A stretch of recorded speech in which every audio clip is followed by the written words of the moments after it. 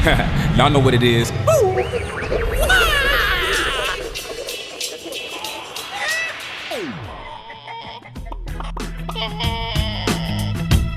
everybody, and welcome back to another episode of Eggs. Today's guest is Phil Strazzulla. Phil, welcome to the show. Thank you guys for having me. Absolutely. Thrilled to death to have you. I was kind of excited. I was listening to some old podcasts and I heard that you were out in Cambridge, and I'm not from the Boston area, but I love the Boston area. And I worked out there for a client for 3 or 4 months. And so I got to live out there in the worst months to be in Boston, January till April. But, so it was pretty brutal. But at the same time, it's such a cool place. So is that where you're calling in from today? Yeah, I'm just over the Charles River in Boston proper, but lived in Cambridge for quite some time. And yeah, unfortunately, we have like at least 4 worst months, I guess, of the year to visit. But otherwise, it's a great city. Anybody out there who hasn't been, definitely check out Boston, but do it in July, August when we have unbelievable weather and you can go do all the cool stuff that we've got, from the history to the restaurants and all the it was so nice actually. The Harvard stuff. Yeah, actually, the last time I was out there was this past August. So that was the first time I had been in Boston during, summer and nice weather. And I'll second that. It was beautiful. So, Phil, why don't you tell us a little bit about yourself, what you do, where you come from, how you got to where you're at?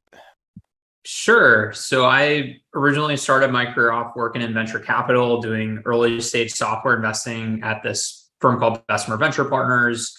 I always wanted to start my own business. And so I went to business school at Harvard Business School, which is how I ended up in Cambridge. Nice. Did my MBA, taught myself how to program, started working on a bunch of different things, one of which turned into a business, like sort of almost by accident, and ran that for a number of years, and then hired somebody as a general manager to run that on a day-to-day basis about 4 years ago.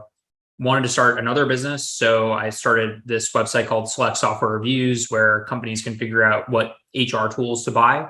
We're sort of like NerdWallet or Wirecutter for HR technology. And then I spend about 10% of my time investing in things.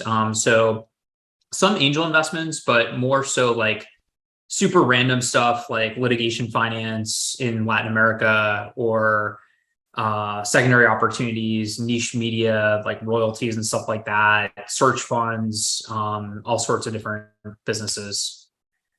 Yeah, no, that's awesome. Are you would you sort of characterize yourself as having been always entrepreneurial? Like, was that something that you, I don't know, were led into, or, what did your entrepreneurial journey look like? I think I always did have an interest in it. I actually was more interested in finance. So I started investing in the stock market when I was 12. Nice. My brother is a year younger than me. And it was during the 90s. And like every headline was like, IPO goes up 100%. And I was like, oh, that sounds like easy money. And when I was in first grade, I remember I opened up a bank account, and that was when savings account interest rates were 5%, which maybe we'll be back there soon enough. But this idea that like for every $100 that you put in this thing, you get $5 a year for free was like unbelievable to me. And then the stock market was like that on steroids. So we convinced our mom to take us to Fidelity. We opened brokerage accounts. I still have my Fidelity brokerage account 20 some odd years later. Wow. And I had, a lawn mowing business, and I taught sailing and did a bunch of other random stuff like traded baseball cards and whatnot to make money. And then I would put a lot of that just into stocks, and was lucky to listen to Warren Buffett when he said it was overvalued in 1999, got to cash. And then I was really lucky in 2007 to listen to Steve Eisenman and get out of the market then too. So yeah, it's been a fun journey. So, as a 12-year-old, having that foresight and being able to A, know what stocks are, and B, know how to manage your finances, that's incredible. I'm going to go out on a limb here and say your dad worked in the finance world and had, or your parents in general just had good financial literacy to be able to teach you as a young child these things. It's most people. I remember when I was 12, banking was the last thing on my mind. Going out and causing problems was more in my realm. So, is that kind of how you got that? Was from your parents? I think it was. So my dad's a doctor, but he grew up very poor, and he started trading stocks when he was like around the same age, like 10, 12. Wow. And he was just always like focused on like how much money can I make to sort of like have control over my life. And I probably was somewhat inspired by that story. And we just had a natural interest. Like, I think if, probably 99% of 12-year-olds, if you're like, hey, I'm going to take you to Fidelity, they'd be like, I don't want to go. I want to play soccer. Exactly. And we played soccer too. You know what I mean? Like, it wasn't like 99% of my time or anything like that, but I still love investing. My brother's a professional investor. Like, we just sort of had something about our DNA that made us drawn to it. And then we just started, did it on our own. We read Worth magazine. We'd read the Wall Street Journal. We'd pick stocks. I got to go to this like thing in 7th grade at MIT. They just mapped the human genome for the first time. And I did well on like the SATs. Like, sometimes you take the SATs in like 6th grade. And if you did well enough, you got to go to this thing. And I was like, oh my gosh, like, I'm going to invest in some genomics companies. And I didn't know what the hell I was doing. But like, we invested in a couple of genomics companies, and like they increased. I remember one day, like one of them increased like 400%. Wow. And I think I made like $1,000 bucks. And I was like, this is crazy. Like, this is absolutely insane. And when you're 12 and you make $1,000 bucks, like it perks your ears up. You know what I mean? Yeah, no, I love that. And I'm so jealous of that upbringing. I mean, my mother, who raised me, has become much more financially literate over the years. But when I was a kid, there just was no emphasis on that kind of stuff. And I actually was the opposite, and still kind of am to some degree. I'm constantly fighting it, where every dollar in is burned. Like, how can I spend that as quick as possible? And now I have kids of my own, and my 16-year-old, this is something we've been going back and forth with him, which is this. He doesn't really have an interest like what you're describing, but we've been talking about setting up with a brokerage account or something. I mean, I'm a little too old to make up much ground on compounding, but he's young enough that he really could compound some stuff. And I like that little eyebrow shake. I like that. Maybe I'm wrong. I like that idea. But my impression is that it would be a good idea to get our kids started on some early accounts. Just just to put some money away, and then have maybe there be some money one day when they're older. Yeah. I don't think you're ever too old, unless you're, in your 70s maybe, but like, even so, every 30 years that you invest at 6%, you basically make a 5x. So if you're 30, by the time you're 60, you're going to have a 5x on whatever you've got now, plus everything else you contribute to it. And then when you're 90, you'll have another 5x on that. So you have a 25x from what you have today that you can leave your kids. So why, I don't think it's really ever too late. And maybe you get lucky and you start investing when the market's down, and you make an 8%. And all of a sudden that 5x, I don't know what the math works out to. Maybe it's like a 7 or 8x. So 8 times 8, that's a 64x. So if you can invest 10K today, you're going to leave 640K to your kids when you pass away, if you make it to 90. So I don't think it's too late. But in terms of like, educating your kids on this stuff, I think you got to take it slow unless they have some sort of innate desire. I got really lucky to talk to this guy that runs a super successful hedge fund. He's kind of famous, and he promised me I wouldn't ever reveal his name, but I read his book and I emailed him and I was like, hey, I read your book, thought it was amazing. Can I have dinner with you? And he said yes. And then later he was like, why don't we just do a phone call? I don't know who the hell you are. And one of the things he said, I very much have like a value investor mentality. Like, I'm sort of the opposite of you, where like every dollar I have, I'm like, how can I protect this money? Like, how can I take the subway instead of an Uber? Or how can I buy, this at Uniqlo versus at Banana Republic or whatever. And he's sort of the same way. And we started talking about like value, like why is it obvious to some people when this asset that's worth $1 is trading for 50 cents and vice versa? And he believes it's just an innate thing. Like, either you sort of like think that way and there's something weird about like the way your brain's set up, or you don't. And I think it's hard, if you're not interested in something, to force it. Yeah, no, I think that's right. And and I've seen that in my boys. Unfortunately, they seem to take after me, which is every time they get $1, they spend $1. And, or worse, every time they get $1, they spend $1.50, and 50 cents of that is mine. And so it's even worse. And so we're talking a little bit now about how to control it. And, I've been doing a lot of work on becoming more financially literate as I've gotten older. And so hopefully we can impart some wisdom on these boys, but yeah, I don't know, but I think you're right. My stepfather and my stepbrother are more that way, more the way you've described, where it's this sort of innate thing. And they're much more that way than our family is, unfortunately. So anyway, but let's get back into your entrepreneurial journey a little bit. Let's talk a little bit about that first organization that you started and how that came to be. So you went to Harvard Business School, but then you became a programmer. How did you then, go? So you went into the field of doing web development or programming, and then you built the business around it. So can we talk a little bit about that organization and how that's set up? And actually, let's talk about, did you develop it yourself, or did you learn programming so that you could oversee other developers? Yeah, so I explicitly learned programming to start a business so I could build something myself and wouldn't have to be reliant on other people.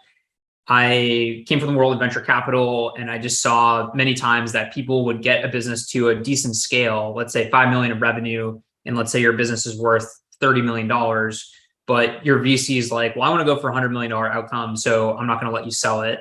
Or maybe you've raised $30 million, and so your equity is worth zero or whatever. And so I was like, I really want to start something that I own 100% of. And so the only way to do that is to know how to do everything around this business.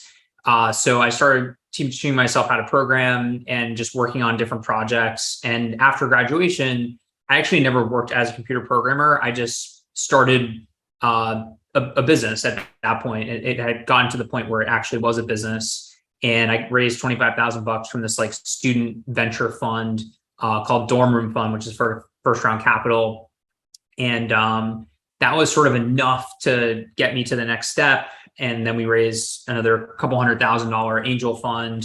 And then we got a bunch of customers and kind of had like enough revenue to support myself and my co-founder, who I recruited, friend of mine, to become our CTO, who was more of a programmer than I was. I'm proud to say, like, I built something from scratch, from like literally pressing like file new, that we sold to Nissan and Dropbox and Monster.com.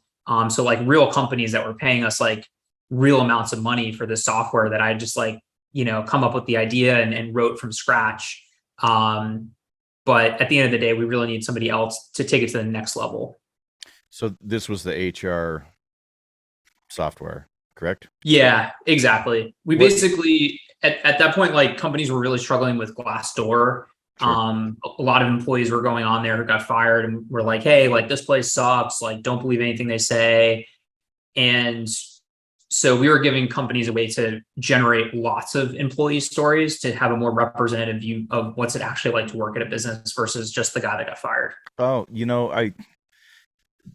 that's really a cool idea, because I have been down the Glassdoor, rabbit hole of trying to see what a company's all about. And A, I don't like their program at all. And B, it's all negative because it's all people leaving bad reviews. And so if that's what your product was actual real reviews from current employees, I think that's really a good idea. Thanks. Yeah. The average to like sort of what drove that in you? Like why, how did you observe the problem that this HR thing is an issue? Like, did you see it through your own experience at Glassdoor and you thought, hey, I could make this better? Or where did that thought process come from? So I was really interested in career paths. At business school, there's a lot of time for reflection, and everybody's like, I used to work at McKinsey and now I want to work in private equity or whatever. And it was sort of like, how does somebody, like, what do people do after business school? What do they do 5, 10, 15 years? And what does that look like? And so I started aggregating this information. And then I was sort of stumbled upon this problem by just talking to a lot of CEOs and HR leaders who are like, these stories are actually really good marketing collateral for us. Like, it's not, the value really isn't in the individual understanding how to become a VP of sales. It's more in the individual understanding, do you want to work in the sales team for our organization? And so that's sort of the path that I went down. And then I was like, oh, and the reason they want to do this is because there's this Glassdoor counterweight where the average review on Glassdoor is like a 3.2 versus like Uber, where everybody rates your Uber driver and the average rating is like 4.7. So it's sort of artificially low. Companies want to combat that. And I'm interested in career pathing. Let's take these stories to build your employer brand, basically. Like that. So I just got hired. I've been self-employed for a long time. And I'm in the process of getting hired with a new company, and HR is a part of the picture now. And I I haven't had to deal with an HR department, do drug tests, any of the fun stuff that comes with HR. And one of your talking points, and based off of your software here, is what are the hottest topics in HR? Can you maybe go over a few of them, some points and things that people might not think about when dealing with HR? Yeah, I think most people's experience with HR is Toby from The Office. Like, still many HR teams are just like the pencil pushers, make sure you get healthcare, payroll, stuff like that. And then if somebody, harasses you at work, they come in and deal with it, usually in not like maybe the best way possible. And so it's kind of funny because like when you meet people invariably ask, what do you do? And I say something about HR, and most people are like, I hate my HR person. Like, let me rant about that for a while. And I'm like, okay, cool. Good to meet you. But to answer your question, there's actually a lot of interesting stuff happening in HR. Like, if you think about the most advanced organizations in the world, like Google or Stripe or McKinsey or Goldman, they understand that like people are everything. And so they actually have like really, really high powered HR teams that are making sure they hire the right people. So there's like tons of like science around what are the traits that make a really good XYZ person, and how do we understand whether or not this person has those traits. And they could be skills, they could be behavioral patterns. Some of this stuff's innate, like the stuff we were talking about earlier around like, do you care about investing or not? Some of it's learned.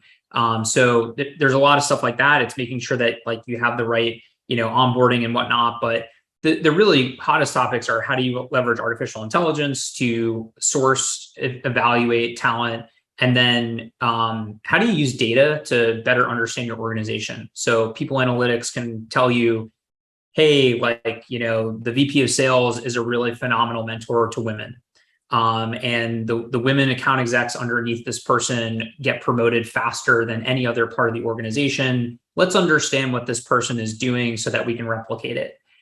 Hey, a really good salesperson is somebody that connects with their point of contact in customer success at least once a week and responds within 25 minutes to a marketing email. And we know that through all the analytics by looking at the top quartile of account executives. So there's all this like kind of interesting stuff that you can now do in the world of HR. And it's very much becoming like a strategic thing versus like, does somebody have health insurance? Is this all data and analytics that you can track through your software? No, not through our software. So my business right now is it's really a research website where people can go on and understand, okay, I care about people analytics. What are the top vendors? How much should I pay for this? What questions should I ask on demos? How do I get my boss to give me the budget? How do I make sure this is the right solution for me? That's what my current business does. And the previous business was very much focused on the employer branding issue. Nice. Okay. Yeah, no, that makes a lot of sense. I wonder, what's your perspective on this sort of trend in HR, this using of data and analytics? It's the obvious solution given just what's happening in technology and all that stuff. We do this for products and shopping and, we use this kind of information for everything, but it almost feels sort of a little bit anti-human, right? Because you're taking the human out of it. You're allowing the algorithm to make some decisions for you, or at least guide you in a path. What is your take on this, and how do you think this progresses?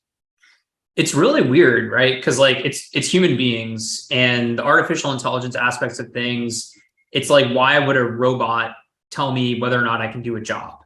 And so it sort of has to be like a human assist, in my opinion. But if you look at how much it can assist somebody, it's pretty spectacular. So there's a technology now where a typical, recruiter has to spend hours every single day, like reaching out to candidates, talking to them, understanding if they're a good fit, scheduling interviews with them. There's literally a technology now where you can just send it your open job description. They'll find a bunch of people on the internet who fit the requirements. They'll email those people. They'll tell them about the job. They'll ask them some basic questions about is this the right fit for you? Are you looking for a job, right salary, et cetera? And then if all goes well, they'll put it on the recruiter's calendar. So that recruiter who maybe could only hire like 2 or 3 people a month can now hire 10 or 15 people a month. And the candidate is not getting spammed by a human who can't keep up with inbox, who isn't very good at scheduling, who isn't going to be able to answer their questions about salary, et cetera.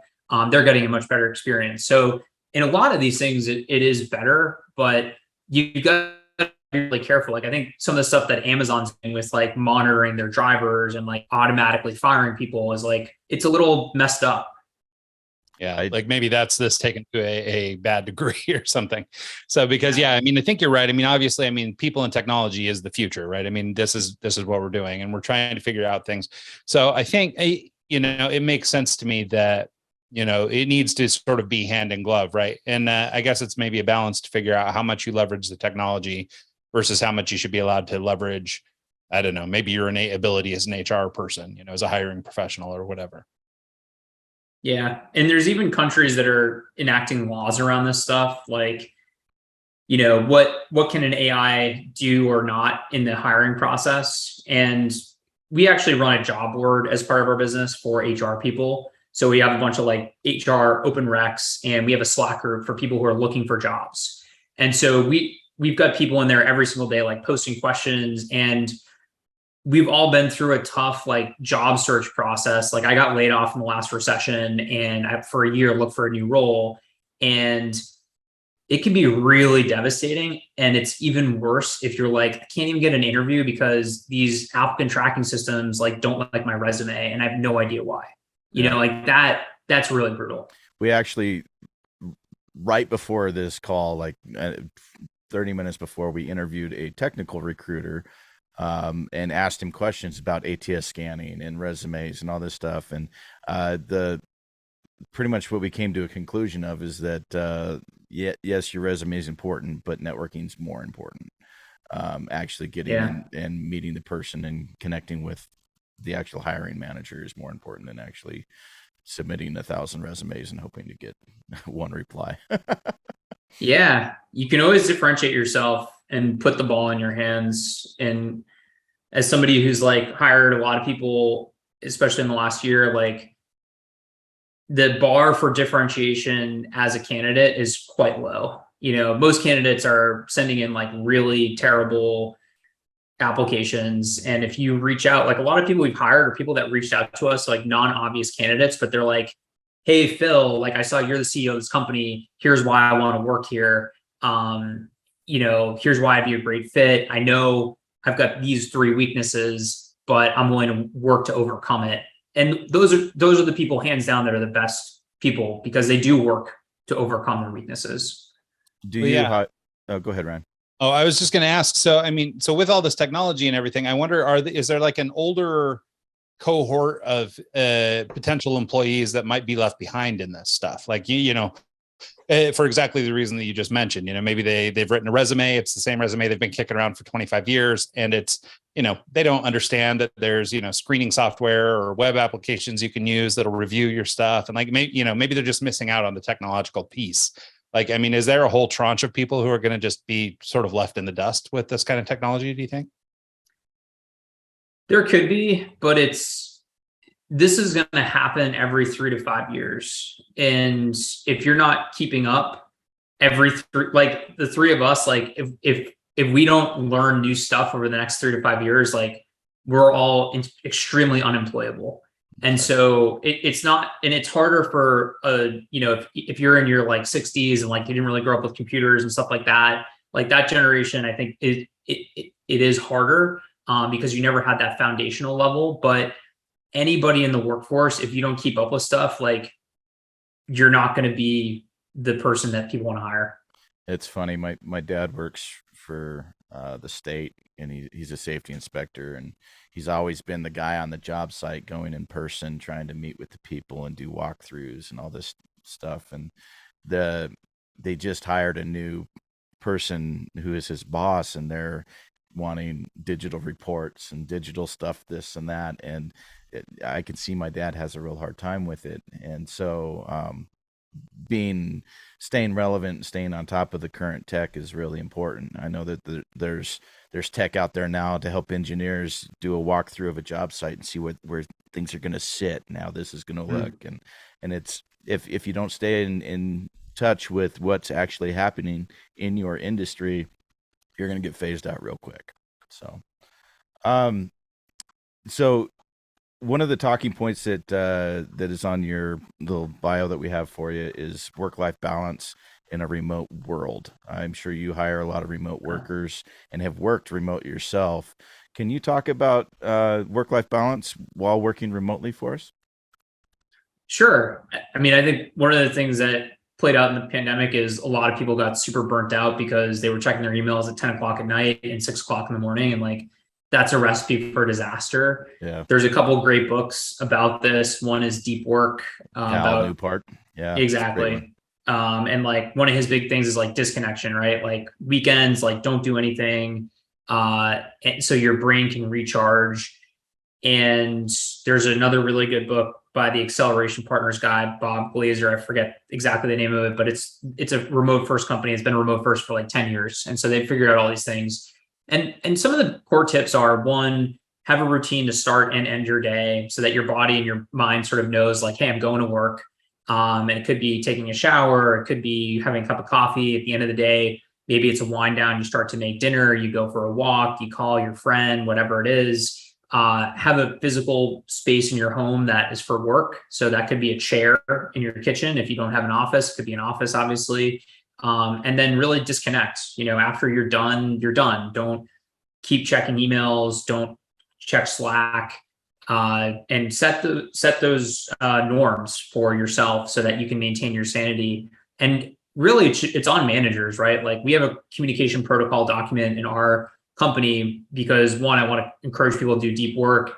And two, I don't want somebody to be super frustrated because they Slack somebody and it's 3 days later and they're not getting a response. So I think it's just incumbent upon leadership, as is the solution for many problems in organizations, to set the right precedents so that people know what to do. Yeah. How much too, just to sort of dovetail off of that, how much do you think it's the company's role to manage these sort of norms for people, versus allowing people the latitude to do it themselves?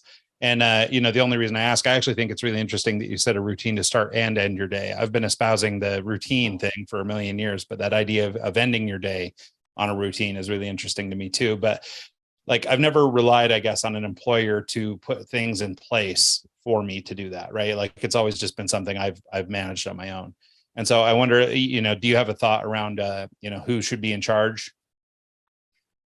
I think that it should be leadership, because otherwise, and hopefully it's like a benevolent sort of leadership, the whole like benevolent dictator thing. Otherwise it could be, terrible. But if you're an individual, you're going to have something different than somebody else. And it's going to be super frustrating because nobody knows what is standard and what's not.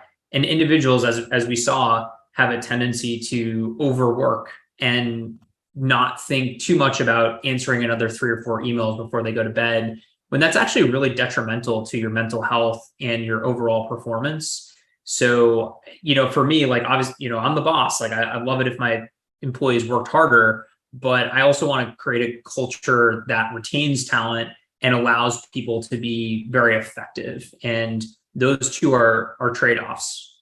Yeah. I have a nightly routine of turning the TV on and falling asleep to it, which is probably the worst thing I could do. And I like the thought of having something, like make a thing of tea or something, just to get your routine going to where it's bedtime, shut your brain off, go to sleep. Do you meditate? Have you ever done that? Does it help with your work-life balance? Yeah, I try to meditate at least 3 times a week, hopefully more than that. And it's huge. Like myself, like many others who have like a high need for achievement personality, have a lot of anxiety. And I think like the purpose of anxiety is to like make you do stuff. And like, how do you get rid of it? You like, achieve something and you feel really good and you strike things off your to-do list. But like, anxiety is not like a great thing to live with day to day. So I meditate, and it helps a lot. That and exercise help a tremendous amount. And I recommend it to everybody. And I always think if I had 30 seconds with like a 15-year-old Phil, like what would I tell him? And it would be just meditate as much as you can. It's really going to help you. Do you tend to do that in the mornings, or do you do it just whenever you feel stressed? I sprinkle it in whenever I have time. So it's recommended to do in the morning. It's actually recommended not to do it at night because it can disrupt your sleep. Oh, really? Probably not as bad as leaving the TV on.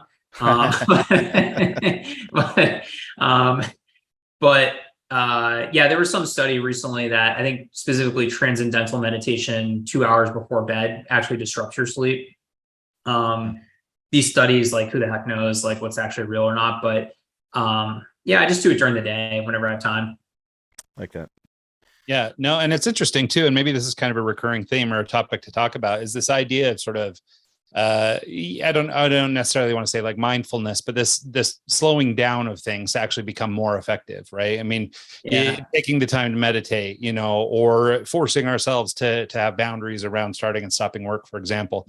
Like it seems that there's something in that realm where it's almost a little bit counterintuitive. And so maybe this is a good topic for leaders, which is this idea that, you know, even though the impulse is to work harder, stay longer, all that stuff. And maybe this is an old thing, right? Maybe I'm showing my age with that idea, but, you know, but maybe just this idea of slowing things down and, you know, pacing yourself is actually the better way to go. I don't know. Do you have any thoughts on that?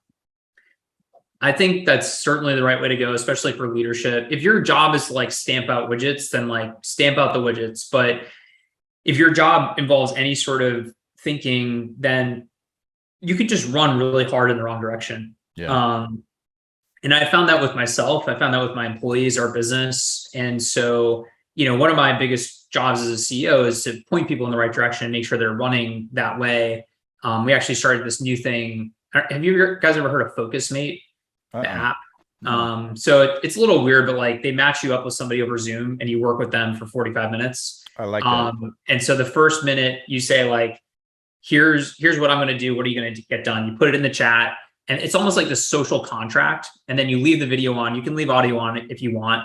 And then at the end, you say, hey, what'd you get done? And it's like, well, I actually didn't get this done or whatever. But those are like the most productive 45 minutes of my life. Like I feel like I'm on like tons of Adderall or something like that. Like it's just crazy. And I started doing those with my team. And at the end of it, it's like, hey, what did you do? And if you're doing it on FocusMate, the app, you just sign off and that's it. But with a teammate, it's like, oh, okay, well, why did you do it this way? Why did it take you an hour to do this? Like, what's your process there? And, you know, I found, unfortunately, things that my colleagues are doing extremely inefficiently that, man, if somehow they'd come to a different conclusion, it would have saved them like 30, 40% of their time over the last year. So you've got to have that time away. The other interesting thing that I read recently is that there was a study where they asked athletes to do the thing that they do at 80% capacity. So you kick a soccer ball, swing a golf club, hit a baseball, whatever. They said, do it at 80% capacity. And almost all of them kicked the ball further, hit the ball harder, swung the golf club and hit the ball further. And it's basically because of like biomechanics. So if you try really, really hard to like swing a baseball bat, you're not using like all your body's like natural sort of like whip effects, which can be really, really powerful. And so like it's counterintuitive, but like I think this idea is super right. You look at like a professional golfer, for example, and you look at their swing, it just looks so natural and effortless, and the ball just takes off. And that makes complete sense because it's the natural fluid movement and the force and energy that's built up in the club because of that. So that does make complete sense. Yeah. It's like if you have all this like stress sort of energy and tension. And you're like, I gotta do this and this at work. Or if you're like, I got to swing this golf club as hard as I can, you're not allowing yourself to do it in the most efficient way. Yeah. Whether it's the mental work or the physical work, you're going to hurt yourself because of it. There's Well, yeah, it makes sense. I mean, even if you think about like driving a car, right? I mean, like, yes, okay, you can pin it at 90 and maybe you're going to get there, I don't know, 10 minutes, 10 miles per hour faster, but you're going to burn twice as much fuel. Like there's some efficiencies, right, where you start to run out. And so it makes a lot of sense that finding that sweet spot. And it might be challenging to find that sweet spot, but it seems that it makes sense to pursue it. I was actually going to use another example there of in a car, they've done studies on people that can see an accident's forthcoming and they tense up, and it actually causes more problems physically in the accident because they're tense. And the people that just get blinds, just out of the blue, randomly get hit, their body's loose, and it causes less damage to their overall environment when they get in an accident. So I also something similar with like drunk drivers, for example, that they tend to survive those kinds of accidents because they're loose and don't tighten up. And so no, it makes sense. Not to say that everybody should do everything under alcohol, but it might slow things down that 20%. I was going to say your pair work, that app sounds really neat. And there's something about having someone on the other side of the call that's working and keeping you kind of motivated to get as much done as you can, that like in software, pair development, you're working on the same app. There's what's it called?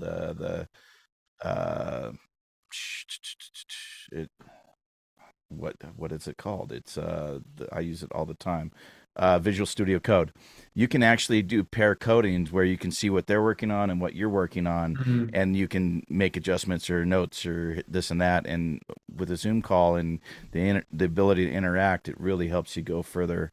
Ryan's worked in the past with Pomodoros, setting like a 45-minute timer. That's almost like the self-motivated version of this is doing it on your own schedule. But I love that social component. That seems like such an interesting idea. Yeah. So I want to go into, you've mentioned that you're scaling your business. You're in the middle of growing this operation. Obviously, HR is a piece of your day. Can you talk a little bit about making good hiring decisions and how you identify the types of people that you want to bring to work? Something I've thought about a lot. And what's crazy is like the interview process is just so terrible and broken. Yeah. And it has like almost no signal. Like Google, I think, has done the most studies around this, and they basically we don't know how to identify good talent. Like it's not GPA, it's not how you do in the interviews. Like some people do really, really well here and some people don't. And like it doesn't correlate with anything, which is kind of scary. But what I try to do is I try to make it a mutual fit. So I'm just like on our career page, I'm like, here are all the reasons you'd hate working here. One, we're a remote team. Like some people don't like working remote. I hired a guy that he wrote a song about how much he hated working remote. So, that obviously didn't work out too well. We're an international team. Like we have people who are very religious and atheists. We have people who are liberals and conservatives. We have people like all sorts of different stuff, right? And some people don't want to deal with that. Some people aren't open-minded. There's just like a bunch of stuff that like is weird about our team. We're a small team. We're a startup. Things change. So I think that's a big part of it. The other is just trying to identify like what are the 3 core skills for this role, and how do I try to figure them out in the interview process. So like attention to detail or analytical mindset or written communication, and then do a project and see how they do. And what I found is that somebody told me about this, about online dating like years ago. They were like, if somebody in their online dating profile looks like they, I don't know, have big ears, like in person, they're going to have like the biggest ears you've ever seen in your life. And I feel like that's the same with the interview process. If somebody's like, doesn't have the best grammar in the interview process, they basically can't string a sentence together in real life when you actually work with them. So you just have to identify those things and say, hey, can I live with this or not? And do I want to give this person a shot or not? Because some of our hires, honestly, I'm kind of like, I don't know if this is going to work out, but I'm willing to give them a shot, Yeah. And I just be transparent about expectations. What does good look like, and support them. And most people will work out. Yeah. Well, and it's so critical, especially in the startup environment, as you're trying to build a business. And I mean, every hire is so critical, right? I mean, it's, one more cog when you have 10,000 cogs, maybe isn't that big a deal. But one guy when you have 7 guys is a big deal.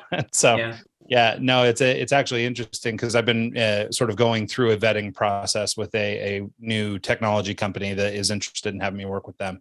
And this has been one of the things that we've been going back and forth on, right? Like I'll basically be the 7th hire.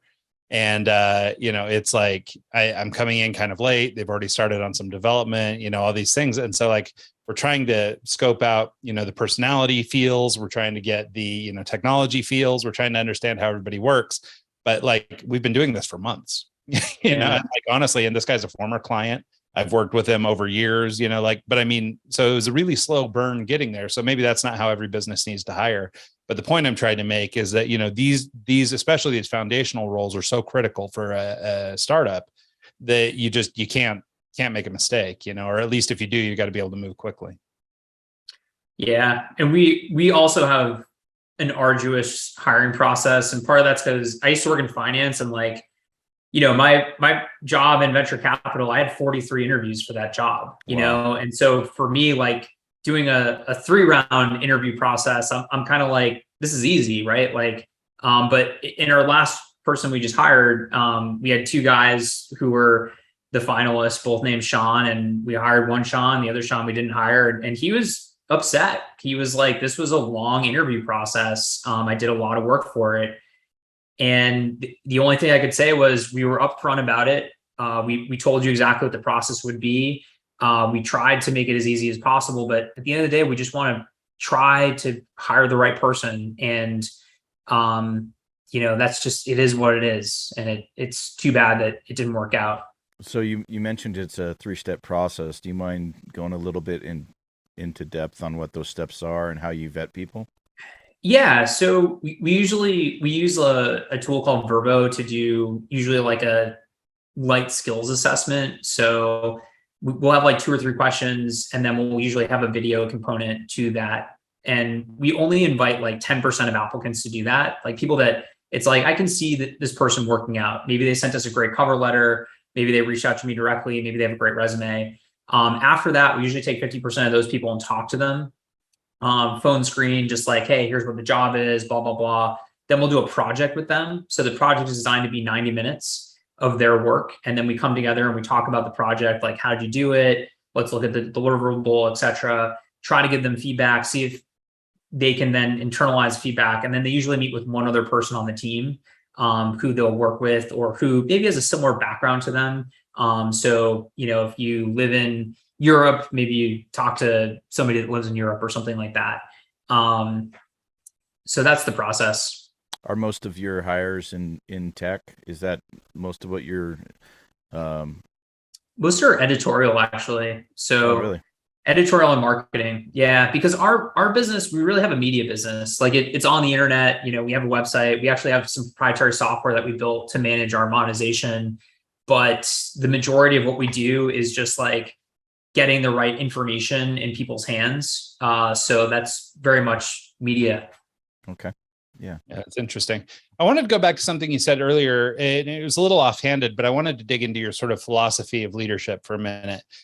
You mentioned this idea that the role of the CEO, or at least your position as CEO, is to sort of just steer people in the right direction and make sure that everybody's sort of pointing the same direction. And I've heard stuff sort of similar like this from other CEOs, but I wondered if you'd just talk a little bit about sort of your leadership style and how, what the role of the CEO is in your situation. I know for a lot of people, especially young people, when they hear CEO, it's I don't know, almost like the dictator or the king, right? I mean, like I run the organization, but I think the newer philosophy or the more modern philosophy is kind of what you described, this idea of sort of, you're more of a coach. It's not about being the best person in the room. It's about helping everybody else be their best, that kind of thing. And so I wonder if you just talk a little bit about how you've evolved your leadership style over the years through your first organization and now to what you're doing today.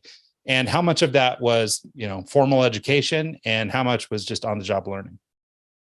Yeah, I would say to describe it, it's an evolution and it's changing every week. I'm trying to align everybody in a way that feels very collaborative, while also getting us to the right answer quickly, and then helping people achieve their own individual goals, which align with the company goals. So that's one-on-one coaching. It's looking at work product. It's being available to answer questions.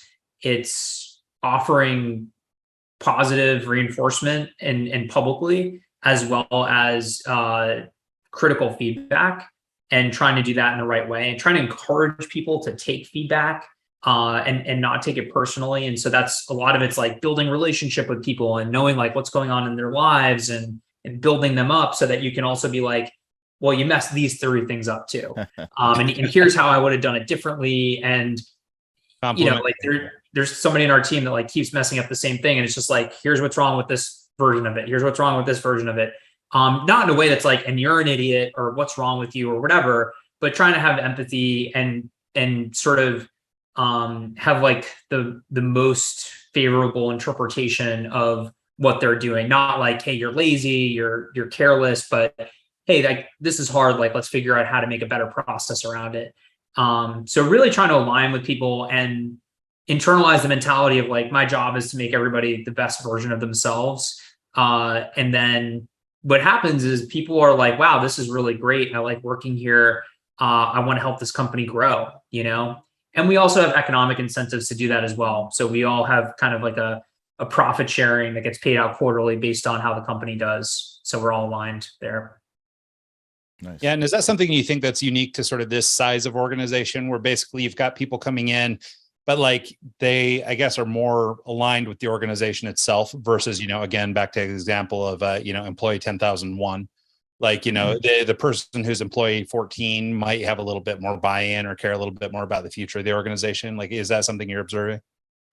You definitely get more people like that, more like the missionaries versus the mercenaries at this stage of business. It's, you know, there are companies that I think have strong brands, and I'm really talking about employer brands that people are like, I'm so proud that, like, I feel like Nike's one of those companies where like, if you talk to people that work in the Oregon office, like they just love working for Nike, and that's a big part of their self-identity, and they push themselves to help the organization move forward. But many times, you know, like us, when we're 500 people are going to come in and be like, hey, this is a great opportunity, make some money, learn some stuff, get promoted, or move to another company. Like that's probably how most people are going to think about it. I hope not. And maybe I'm wrong. And maybe we can figure out how to keep getting these missionaries in there. But I think you're right. Yeah. I've been listening to this audiobook, How Google Works, and it kind of breaks down their business structure and their practices that they do as a business. And one of them is they limit the size of their teams. I think they call it a two pizza. Oh yeah. You got to be able to feed your entire team with 2 pizzas, and if it's more than that, then you got to start making adjustments. Can you maybe go down your organization, how it's structured, and you know, things that you do in particular to manage managing 500 people's a large task. You obviously can't do it yourself. Can you maybe go down your structure and how it works? Yeah, and we're more like 30. I'm saying when we get to 500, but okay. Yeah. So it's, I mean, our team is pretty small. We've got a couple of folks in leadership, and then we've got a few people underneath each of them. So nobody has more than like 4 or 5 direct reports. Okay. Yeah, so it's fairly easy at this point. And we still do like, you know, Thursdays we do like hang out on Zoom, where we'll do trivia, or we'll like do something fun together. Everybody knows each other. When somebody's starting on Monday, everybody will have a one-on-one with that person and just be like, hey, how's it going? Blah, blah, blah. Now, when we grow another 50 or 60%, like that's probably not going to happen. And I think we'll have to figure that out. Yeah. I'm sorry, I misunderstood. I thought you had 500. Yeah, no worries. So I wanted to go back to just the component about sort of formal education versus on-the-job training as it pertains to leadership. Like, I mean, obviously you come from a highly pedigreed background. Not everybody will have that sort of access, but I think there's a lot of people who sort of put off leadership or put off entrepreneurship because they, you know, either don't feel like they have the training, or they don't have the knowledge, or they don't have the whatever. Can you talk about, and maybe, I mean, I don't know anything about the Harvard MBA, but I assume that, that comes with some leverage that can help in business. But I wonder if you wouldn't just talk about sort of, how that prepared you to do the work you're doing today versus how much of this you've just had to sort of scrape together on your way. I think that it's hard to go through that program and not learn a lot, because it's a very diverse group of people. So you got people who are ex-Navy SEALs, you got people who ran their own businesses, people from all over the world, and you get to learn from those people, and you get to kind of like at a subconscious level, just like pick up on like, how do they talk about themselves or how do they interact with others? And you just learn a ton. I think that most of the stuff that you're doing in your job, you're learning. Like 99% of the stuff that I do in my job, I didn't learn in my MBA program or anywhere else. I just learned by doing it. Yeah. And I feel like Y Combinator is like one of the best proof points of that, where, you're just taking a bunch of engineers who they're smart, but they don't know anything about business. Like that's the whole point of it. And you're not doing too much coaching. You're just like really encouraging them, giving them a bit of money. And then they're building like Airbnb and Stripe and Dropbox and all these unbelievable businesses. And it sort of gets back to the point around like, what about these people who can't keep up with technology?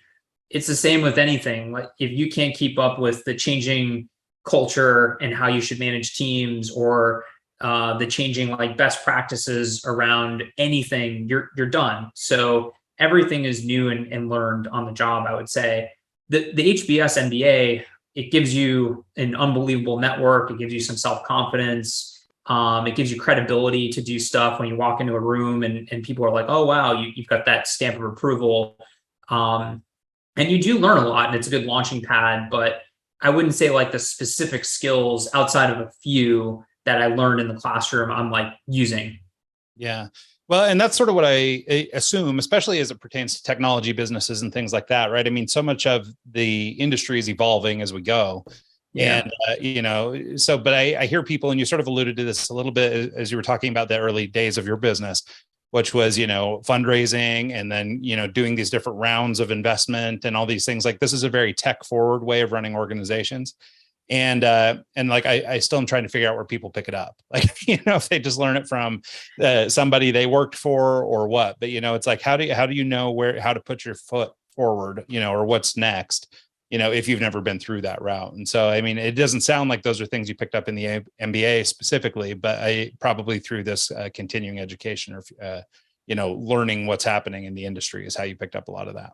Yeah. Or even just from Twitter or Hacker News, like reading, like I probably spend like 30 minutes a day, just like reading passively, like, what did this CEO do? What did this person do to build that business? Listen to a podcast about somebody else's story, and then try to build a network of like 4 or 5 people who you think are smart, who care about you, and ask them questions and hopefully help them too. That's kind of how you're going to figure it out. Yeah, no, I love that. Well, I mean, like, I mentioned I was maybe starting to collaborate with this tech venture, and this is the thing, right? We're pre-seed right now. We'll be, raising that first round here pretty quick. And then, getting into series A's and B's and so on as we go, so listening to these guys who are all, multiple tech founders and exiters, they already have all that experience, but now here I am coming through it. And I've always run my business in a much more traditional way. And, it's a service-based industry or service-based business. And we've always just done our thing, but this new tech venture is helping me learn all this stuff. Right. And it's certainly not my formal education that got me there. Yeah. I like that you mentioned podcasts. There's a few that I listen to. One's called the Prof G podcast with Scott Galloway. I was wondering what you listen to. Are there any that stand out to you? I really like the podcast Invest Like the Best with Patrick O'Shaughnessy. I like the Indie Hackers podcast. I like the Farnham Street podcast. I like the All In podcast. Yeah, that's probably pretty much it. Yeah, thanks for throwing those out. I always ask that because it's fun to see what other people are listening to and then actually go and listen to them. So I'll definitely check those out. Phil, we're kind of at that time. It's been about an hour. Can you maybe tell people where they can reach out if they're interested in getting in touch, and any plugs you want to throw out there? Sure. Yeah, you can find me on LinkedIn, Phil Strazzulla with 2 Z's and 2 L's. I'm the only one out there. You can check out our website, SelectSoftwareReviews.com, if you're looking to buy HR or you have really bad insomnia. And otherwise, LinkedIn is basically the best place if you want to like ask me a question or something like that. I do have a blog, philstrazzulla.com, that I write like once every 9 months about investing or entrepreneurship or whatever. Okay. Very cool. Well, much appreciated, Phil. Yeah, no, this has been an awesome conversation. I think we covered a lot of ground. So I appreciate you taking the time to visit. Thank you guys so much. Absolutely. And thanks so much to everybody who tunes into the show this week and every week. And see y'all next time.